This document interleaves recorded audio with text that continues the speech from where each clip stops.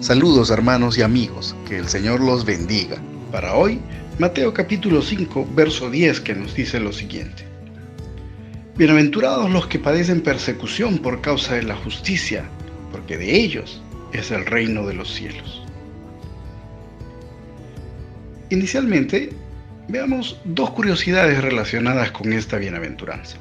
Luego profundizaremos con más detalles buscando comprender bien el pasaje.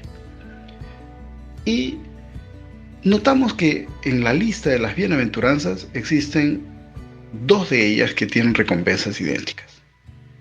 También que se promueve la búsqueda de la paz, pero como resultado se puede llegar a ser perseguidos. Debemos notar que esta es la segunda de las bienaventuranzas de la lista que posee la promesa relativa al reino de los cielos. Así se trata de dos virtudes recompensadas con el ser dueños del reino de Dios. Verso 3, verso 10, la pobreza de espíritu y la virtud de la justicia. Nótese también el contraste entre esta bienaventuranza y la previa. Bienaventurados los que buscan la paz, porque serán tenidos por hijos de Dios. Verso 9. Mientras, el verso 10, bienaventurados los que son perseguidos por causa de la justicia. Como se ve, la lista promueve la práctica de la pacificación, pero estos pacificadores terminan siendo perseguidos. Y en esencia todo esto es complementario. Dicho esto, enfoquémonos bien en esta virtud de la práctica de la justicia en Mateo 5:10, cuando se nos dice: bienaventurados los que padecen persecución por causa de la justicia, porque de ellos es el reino de Dios. ¿Cuáles son entonces las características de los que llegan a ser perseguidos por causa de la justicia, de aquellos que alcanzan el reino de Dios? ¿Qué significa todo esto? ¿Cuál es el beneficio de todo esto, de buscar la paz y de pronto salir perseguidos por seguir a Jesús? Son preguntas complejas, profundas, pero vamos a irlas respondiendo, exponiendo esta potente información que tenemos preparada para ustedes. No está de más que les hagamos notar que estamos trabajando el estudio del Sermón del Monte. Estamos en la sección de las bienaventuranzas y en mi canal Edgardo López Z. Pueden encontrar otros audios relacionados con esto y muchos otros temas adicionales. Pasemos entonces al análisis del pasaje. Lo vamos a analizar en algunos segmentos. La primera parte tratará de la bienaventuranza en sí misma y la razón de ella. Y en la segunda parte veremos la recompensa de los perseguidos. Así que presten mucha atención porque el material es muy rico, muy edificante. Consideremos que para comprender un pasaje es necesario viajar mentalmente hacia los tiempos en que el texto fue redactado, para entender así, contexto, cómo fueron dichas esas palabras, hacia quién, y así poder captar mejor el sentido, entendiendo qué impacto se esperaba producir en la audiencia. Vemos entonces la bienaventuranza y su razón, ahora concentrándonos en los elementos contextuales, elementos de la época. Y podemos comenzar con que los maestros antiguos en Israel consideraban que las adversidades eran una forma de castigo divino al pecador. Aún los discípulos del Señor tenían esta perspectiva. Si nosotros revisamos Juan capítulo 9, verso 2, nos dice: y le preguntaron sus discípulos diciendo: Rabí, ¿quién pecó, este o sus padres, para que naciera ciego? Como se ve, la ceguera era considerada un castigo por el pecado. Es decir, que la adversidad, la persecución, era asociada a un castigo celestial.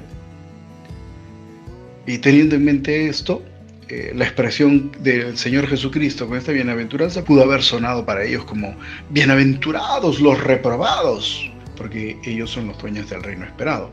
O algo así como: bienaventurados los malos, porque serán tenidos por buenos. Definitivamente habría sido especialmente horroroso sostener algo así, pero inicialmente podría haberles evocado esas impresiones a la audiencia del Señor. Pero nuevamente aquí, esta es una bienaventuranza que formula una paradoja, es decir, una aparente contradicción. Y como siempre, las paradojas son solo un aparente sentido que, al ser analizado con más detenimiento, aporta un contenido más profundo. Así que hay que analizar más. Veamos. Escuchar con atención la causa de la persecución es lo que le arroja luz a esta enseñanza. No se trata de ser perseguido por el pecado, ni por ser castigados de Dios, sino por la justicia practicada. Claramente dice, por causa de la justicia, no perseguidos de la justicia. Otro de los aspectos de las costumbres de la época que es necesario tener en cuenta al interpretar la idea de persecución, el trasfondo de esta bienaventuranza, es lo que podríamos considerar como las interpretaciones oficiales de la religión judía. Debe considerarse que para el pueblo judío, solo los rabinos eran considerados intérpretes legítimos de la escritura, tanto en aspectos teológicos, como éticos, como casuísticos. Los rabinos estaban muy adoctrinados, eran egresados de escuelas rabínicas especializadas en la Torá y en las tradiciones orales, cuando menos. Sin embargo, el Señor había detectado que las enseñanzas oficiales se habían vuelto una innumerable lista de tradiciones. Muchas veces eran de corte absurdo estas tradiciones, otras veces inclusive eran opuestas al sentido de la escritura misma. Citemos ejemplos. Lo que podía o no hacerse en sábado, rayaba en la obsesión. O la ofrenda corbán, que aparentemente podía justificar el no asistir a los padres en sus necesidades, era contrario a la escritura. Es decir, consagrar todos los bienes como una ofrenda para Dios. Así que la persona aparentemente quedara eximida de entregarle ofrendas a sus propios padres. Esto lo criticó el Señor y era un contrasentido de la misma escritura. Entonces, este tradicionalismo y oficialidad era considerado así, lo oficial, pero podía desembocar en un rechazo severo contra aquellos que promovieran el reencauzamiento piadoso de las cosas, las reformas. Un claro ejemplo es el de nuestro Señor. Llega a ser criticado por sanar en sábado, por comer con pecadores y con publicanos, por realizar actos de misericordia justamente, o por enseñar, confrontando el error, confrontando la superficialidad religiosa, etc. Puede notarse entonces que entre las enseñanzas impartidas, aunque presentadas de manera paradójica, el Señor estaba advirtiendo a sus discípulos que enfrentarían una férrea oposición al ser fieles a las enseñanzas del Cristo y por su lealtad a Él. Evidencia cuáles virtudes serían valiosas en sus seguidores más sinceros. Y aquí vamos notando esa forma en que la lista ha sido organizada. Comienza con virtudes loables y profundas, pero poco a poco va llegando al reclamo de una profunda lealtad al Cristo que se pagaría inclusive con la muerte.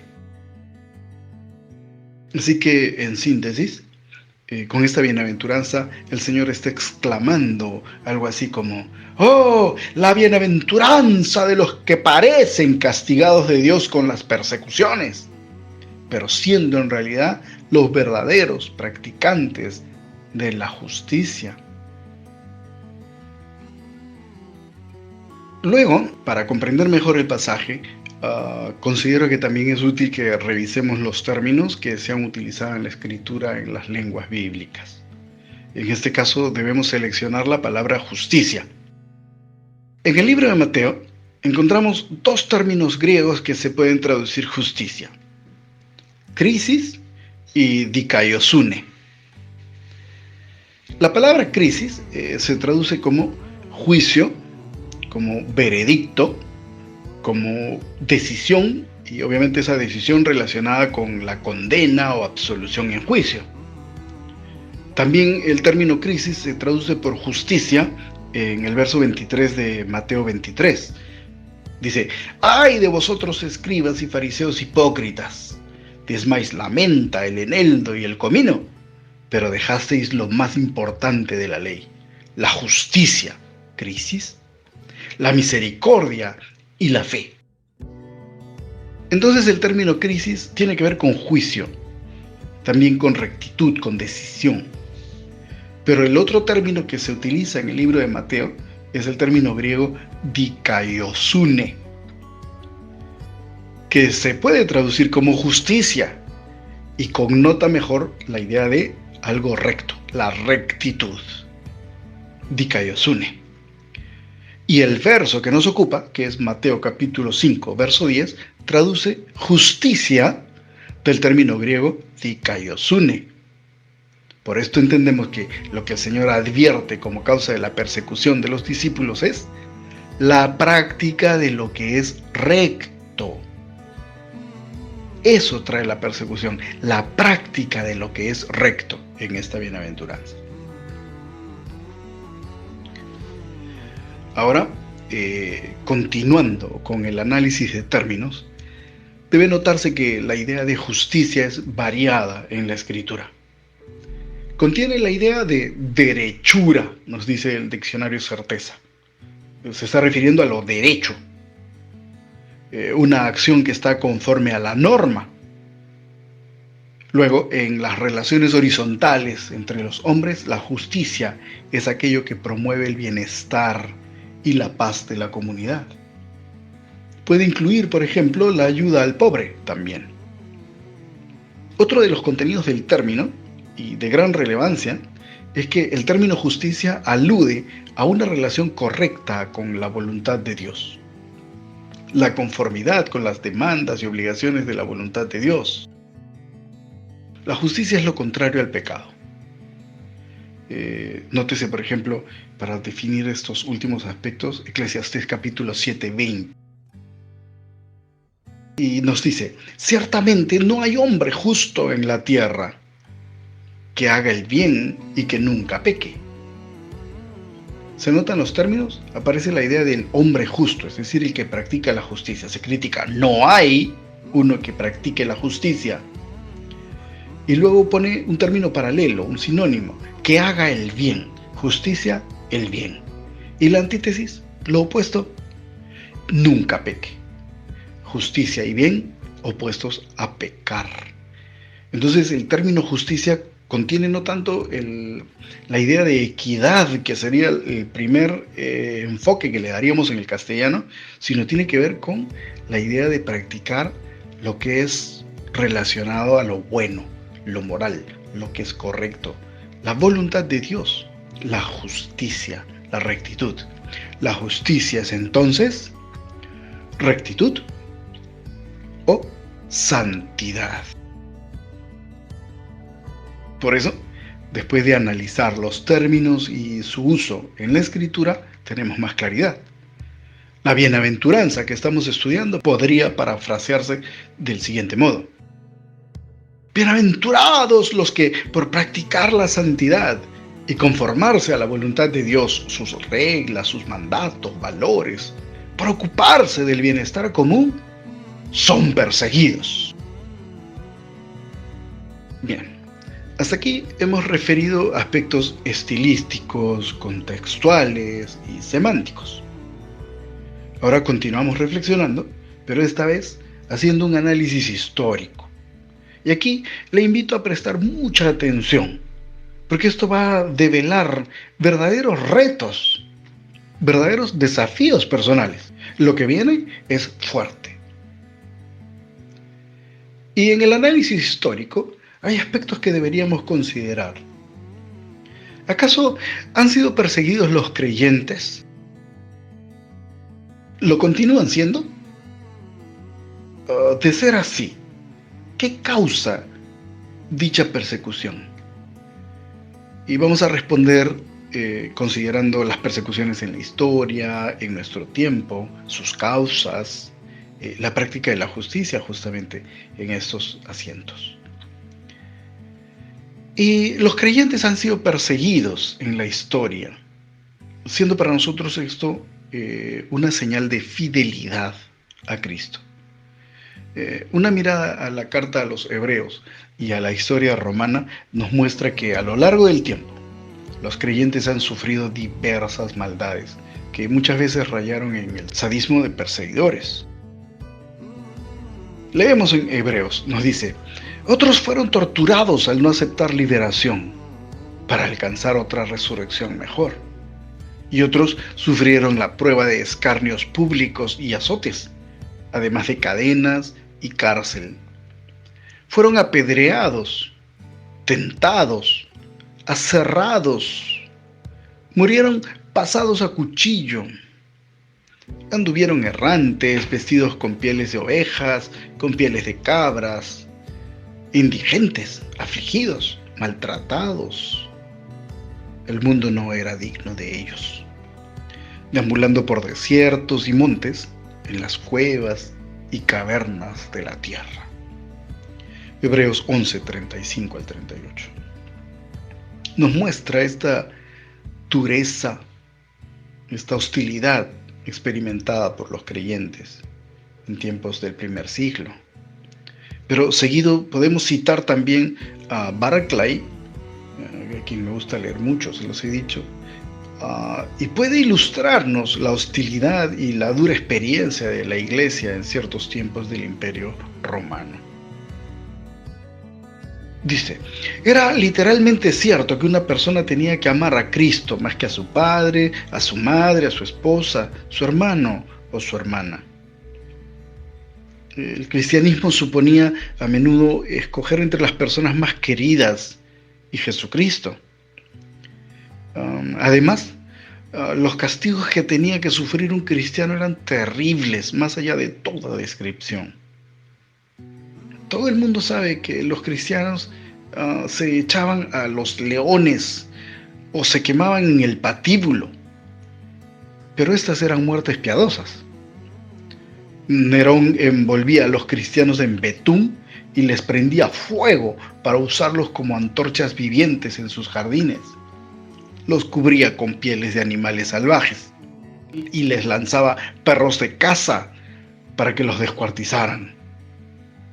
Eran torturados en el potro, les arrancaban la piel con garfios, les echaban por encima plomo derretido, les fijaban planchas de bronce al rojo vivo en las partes más sensibles del cuerpo, les vaciaban los ojos, les cortaban partes del cuerpo y las asaban ante sus propios ojos.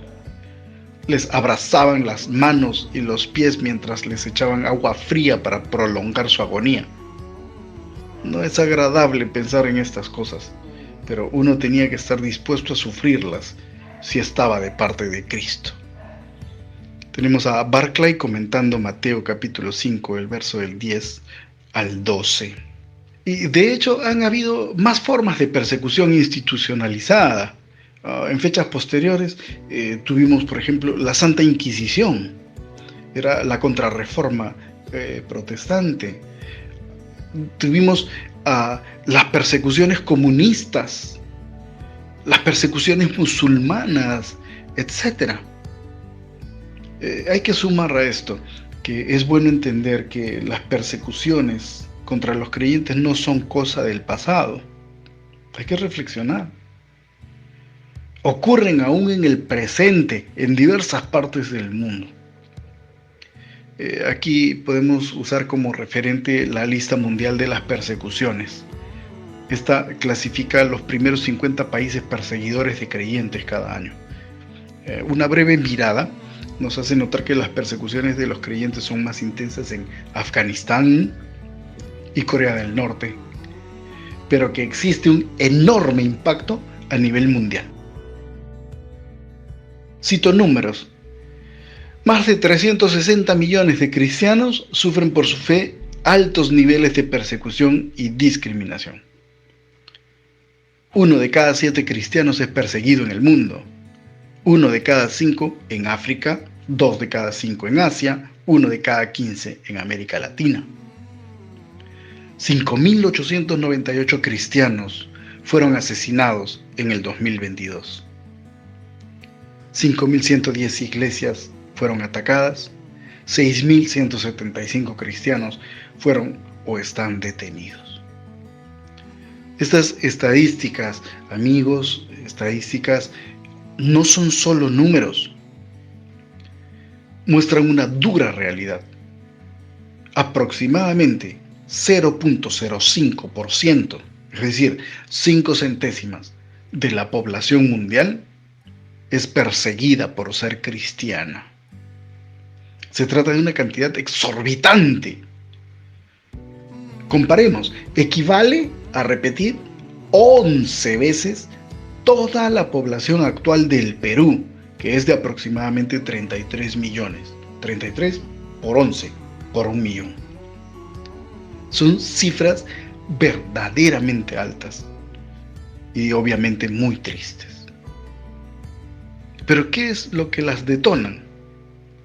¿Cuáles son sus causas? Y reflexionando, uno nota que las causas más saltantes podrían ser el pregón de la santidad, que le resulta incómodo y aparentemente anticuado a este mundo. La severidad e intolerancia contra la diferencia de pensamiento en la sociedad. Perspectivas religiosas e ideológicas violentistas, etc. Pero podríamos ir un poco más allá, y la organización Puertas Abiertas clasifica del siguiente modo las causas de persecución a nivel mundial. Nos dice varias.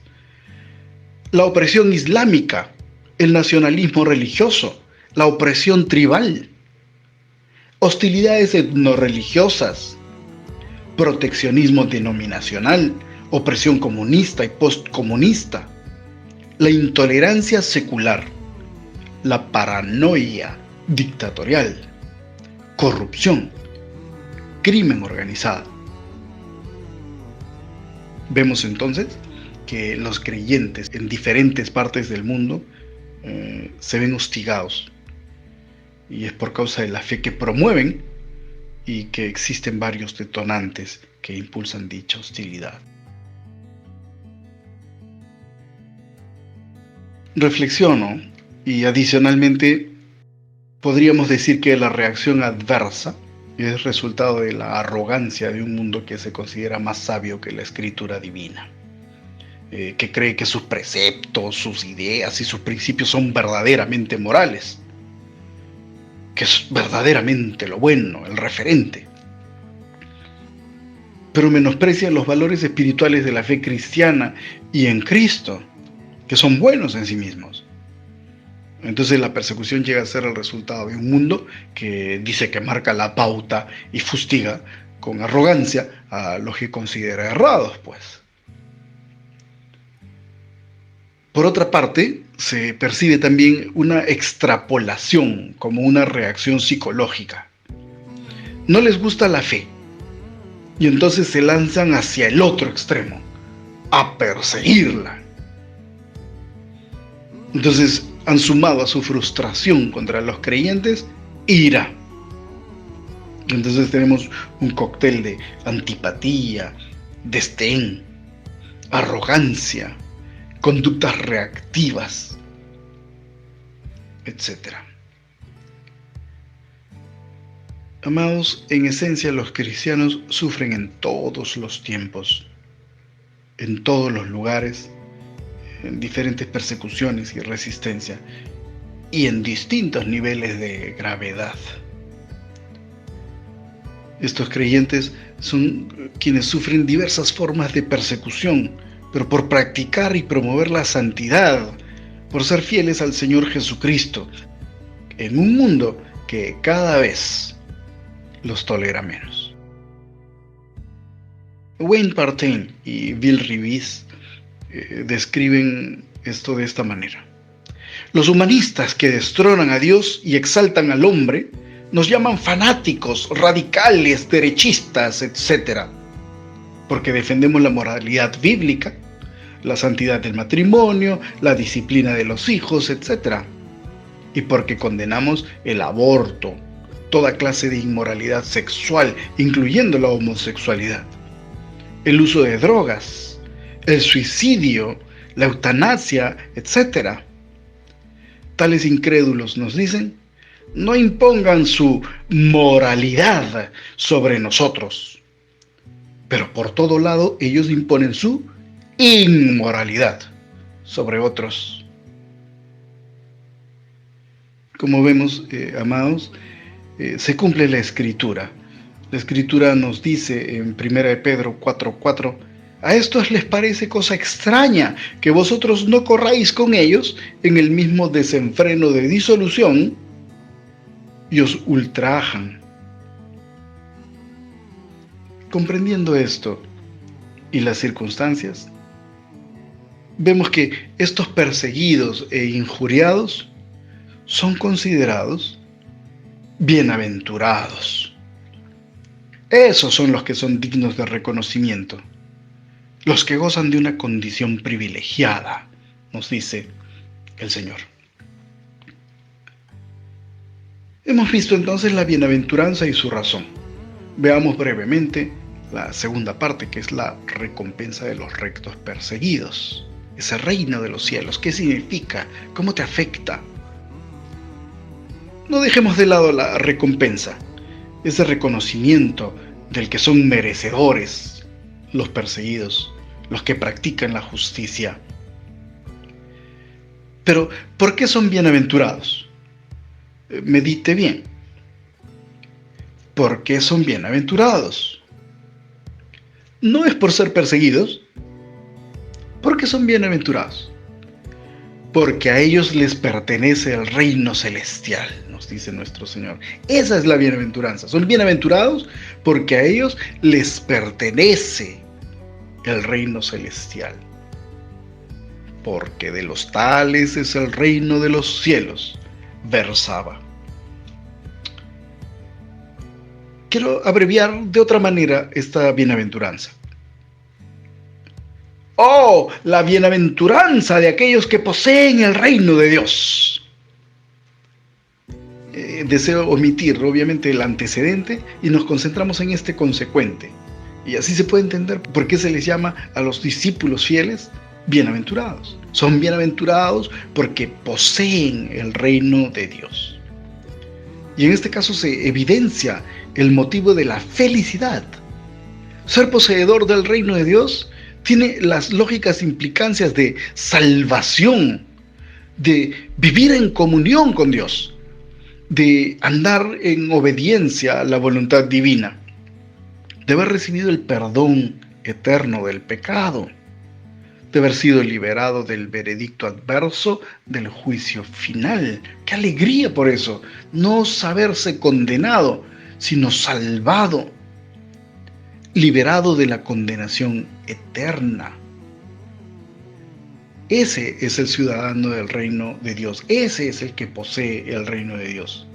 Ser salvo y tener la tranquilidad de estar designado para toda la eternidad en el paraíso de Dios, en la nueva Jerusalén, en el cielo nuevo y en la tierra nueva, en el imperio eterno del Señor, etc., justifica bien la exclamación gozosa: ¡oh, notad la bienaventuranza de aquellos que poseen el reino! Resulta que los que son tenidos por reprobados en este mundo, en realidad es que son fieles por andar conforme a la voluntad de Dios y son dueños de su reino. Bien, hasta aquí hemos profundizado y analizado el pasaje y sus implicancias. Ahora tenemos el desafío de aterrizar en nuestras vidas esta exhortación vestida de bienaventuranza poéticamente. ¿Y qué aplicación práctica podemos hacer con esta exhortación? Veámoslo con las siguientes proposiciones. Usted como creyente debe ser santo, sabio y andar rectamente. Esto es practicar la justicia. Usted como creyente debe exponer su fe con claridad y con firmeza, pero debe ser sensato en la forma de pregonar su fe. Como creyente, debe procurar la paz con todos. Como creyente no debe comprometer su moral ni principios ante la presión externa del mundo. Usted como creyente debe estar preparado para enfrentar persecuciones y la muerte antes que abandonar a Cristo y a sus enseñanzas. Usted como creyente debe estar consciente y preparado para un incremento de la oposición a su fe hacia el final de los tiempos. Considere que en la historia hubieron muchos perseguidos, como vimos. Eso nos enseñaba fidelidad. ¿Cómo fue la fidelidad de aquellos? La fidelidad que se nos requiere como creyentes. Los creyentes perseguidos en nuestro tiempo también son un desafío, porque son un motivo de reflexión, de empatía, de solidaridad, de oración. Los creyentes podemos ser perseguidos por diversas causas también, y debemos ser firmes cuando somos perseguidos, pero que sea por la justicia practicada, por la justicia que promovemos. Tampoco se trata de vivir ni predicar de manera desatinada o incongruente, siendo antipáticos, fustigadores, inoportunos. Hay que actuar sabiamente en la exposición de nuestra fe. Al respecto, Romanos capítulo 12, verso 18 dice: si es posible, en lo que depende de vosotros, procurad la paz con todos los hombres. Versa. Nos lo dice así el apóstol Pablo. El creyente es un pacificador, sustentábamos, pero sus valores espirituales, sus valores morales no son negociables cuando entran en conflicto con lo que el mundo exige, con lo que el mundo promueve. Concluyo entonces. Esta bienaventuranza celebra la práctica de la rectitud.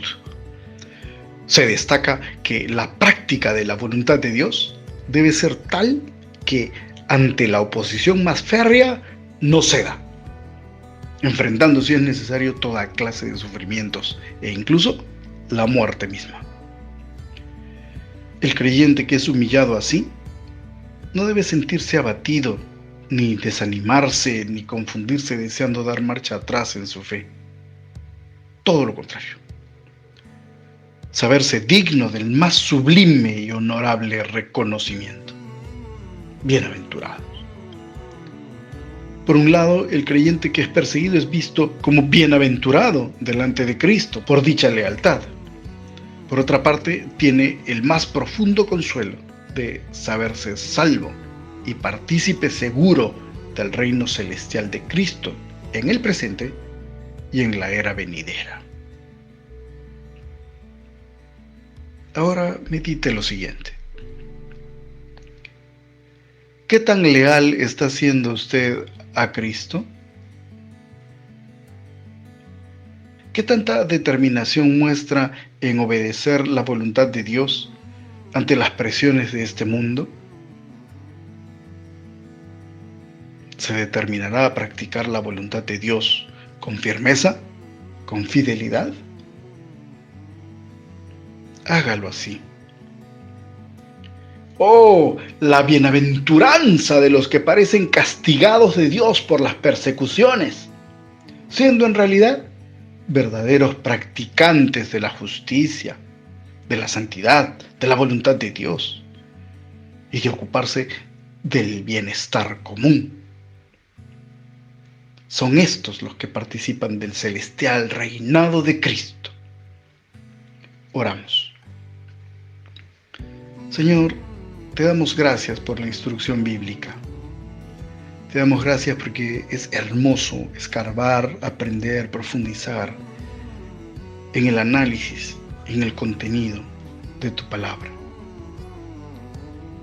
Pero nos lleva a reflexionar nuestra lealtad y también la lealtad de aquellos que están en lugares tan duros, donde ser creyente puede costar la vida y terribles sufrimientos. Por ellos también te rogamos, nuestro Dios, por tu gracia, por tu favor, por su fortaleza, por su consuelo, por su salvación. Te rogamos del mismo modo poder ser fieles nosotros, que no somos perseguidos de repente, pero que somos tentados, turbados, pero que de repente también tendremos que enfrentar a mediano plazo, o a futuro, o a corto, la persecución por nuestra fe. Te rogamos que nos ayudes a ser fieles, firmes en el día de la prueba. Ayúdanos, Señor, a enfrentar el hostigamiento cuando viene. Pero también queremos estar agradecidos por esa formidable recompensa que nos has dado, que es poseer el reino de Dios por vivir según tu voluntad. Gracias, nuestro Señor, en el nombre de Jesús. Amén. Amados, que el Señor los bendiga.